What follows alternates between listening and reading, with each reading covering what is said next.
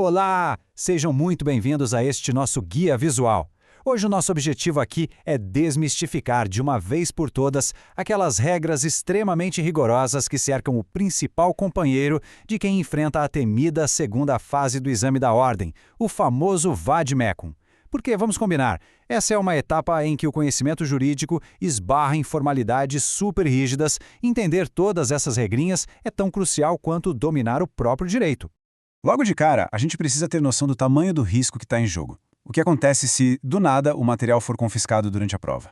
Olha, a dura realidade é que uma única marcação errada nas páginas desse livro monumental pode virar um pesadelo absoluto.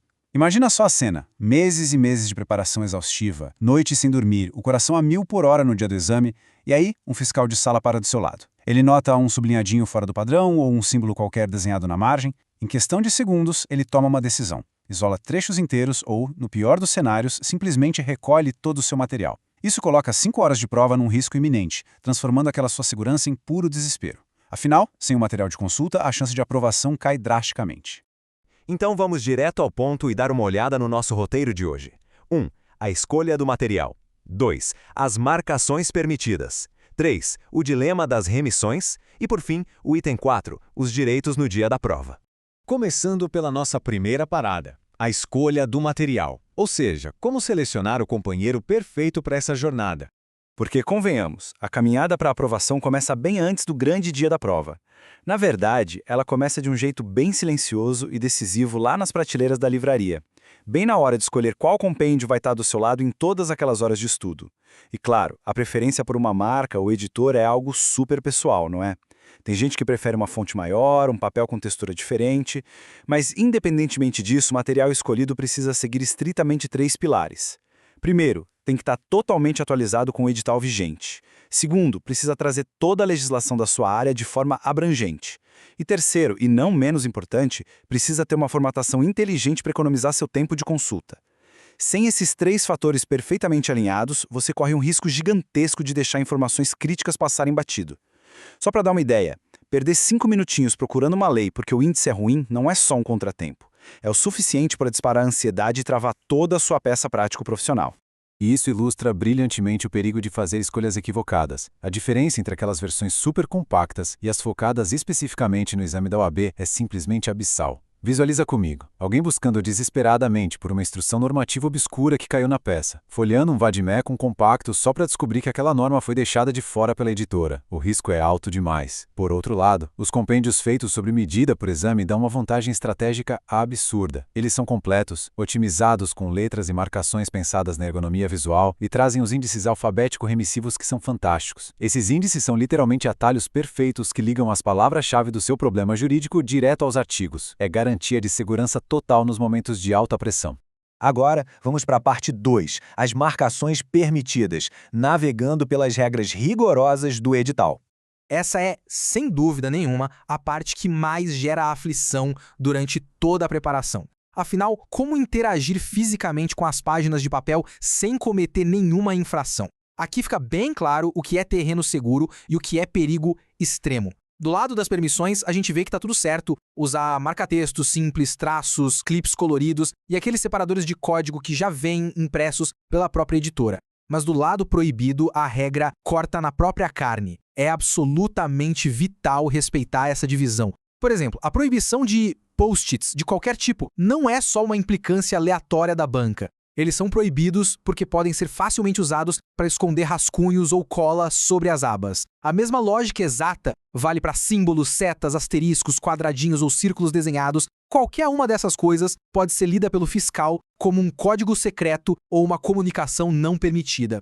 Mas olha, felizmente a gente tem uma boa dose de flexibilidade e espaço para criatividade na hora de iluminar o texto, desde que seja dentro das 4 linhas das regras. Você pode sim destacar o texto inteirinho de um artigo ou só colorir o número e o título dele. Sublinhar a palavra-chave com um traço simples também é um recurso incrível para chamar atenção para prazos ou requisitos de uma lei.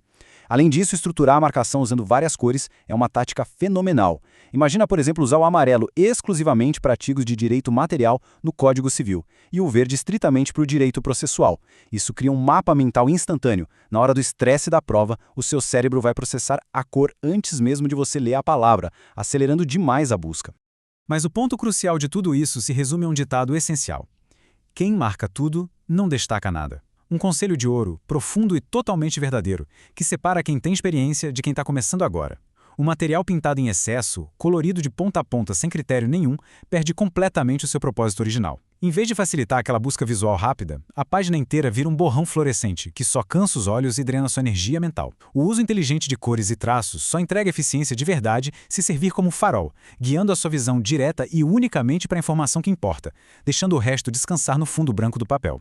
E aqui vai uma dica de ouro, um detalhe prático e até meio surpreendente que pode literalmente salvar a sua prova. O edital não tolera de jeito nenhum as famosas rasuras. Se você fizer um traço acidental no lugar errado com uma caneta esferográfica comum e, por instinto, rabiscar por cima com força para tentar anular, bom, o fiscal pode interpretar isso como um símbolo proibido e arrancar a sua página. É por isso que usar lápis de cor, giz de cera ou, melhor ainda, aquelas canetas modernas que apagam com o calor da fricção, funciona como uma rede de segurança extraordinária. A mão tremer sob pressão acontece com todo mundo, mas com essas ferramentas reversíveis, você corrige o erro com toda a segurança e o seu material volta a ficar impecável num piscar de olhos. Certo. Indo para a nossa parte 3, o dilema das remissões e o perigo de conectar leis. A gente entra agora num território super técnico e bem delicado, que é exatamente o ponto onde muita gente cheia de boas intenções para complementar o material acaba tropeçando nas exigências. A gente precisa ter muito claro o que é uma remissão. Para o exame, a remissão é simplesmente uma menção direta e reta referenciando outro artigo, uma lei avulsa ou uma súmula vinculante que tenha a ver com o assunto. Mas muita atenção, o divisor de águas entre você continuar na prova ou ser eliminado é a ausência total e absoluta de anotações pessoais. A remissão funciona meramente como uma plaquinha de trânsito na beira da estrada, indicando de forma fria e objetiva a próxima norma que você deve ler, sem opiniões. E a estrutura correta não deixa o menor espaço para dúvidas. Indicar vídeo artigo 1º ou súmula vinculante 2 de forma seca, limpa e padronizada é o único jeito validado pela banca. Qualquer desvio disso, por mínimo que seja, entra na zona de violação. É categoricamente proibido colocar palavras de alerta como sonoro importante do lado de um artigo que cai muito. Da mesma forma, desenhar setinhas tentando ligar conceitos na página ou escrever coisas do tipo não se aplica aqui ou exceção à regra são atitudes fatais. Apenas a letra da lei, o número e o tipo da norma são bem-vindos naquelas margens apertadinhas de papel. Agora, o que é realmente interessante e super perigoso de notar aqui é entender o porquê de um agrupamento de artigos ser tão arriscado. O acúmulo exagerado de remissões num único espacinho levanta uma bandeira vermelha imensa para os examinadores. É a verdadeira zona de perigo. Essa prática é frequentemente interpretada como a ilegal estruturação de peça. Pensa comigo. Se na borda da página tem lá o artigo da competência, logo embaixo do cabimento legal, seguido dos fundamentos de mérito e fechando com o do pedido final, na prática isso é o esqueleto exato de uma petição inicial. É como levar um roteiro escondido, burlando a capacidade de raciocínio que está sendo exigida de você naquele momento. Se os fiscais perceberem que as suas remissões formam um guia de redação, o confisco daquele trecho é 100% garantido. E assim chegamos à seção 4, Direitos no dia da prova e a resistência firme contra o confisco abusivo. Bom, a preparação metódica atinge seu pico aqui e o foco agora é inteiramente em dar poder para quem vai passar as próximas horas sob tensão. Vamos ver como isso se desenrola na prática. Diante de um impasse onde um examinador decide questionar uma anotação sua, existe um protocolo de 3 passos infalível para usar em legítima defesa. Primeiro, você solicita educadamente, mas com muita firmeza, que o fiscal apenas grampeie aquela folha específica que está sob suspeita, isolando o problema sem levar o seu livro todo embora. Se ele recusar, o passo 2 entra em ação.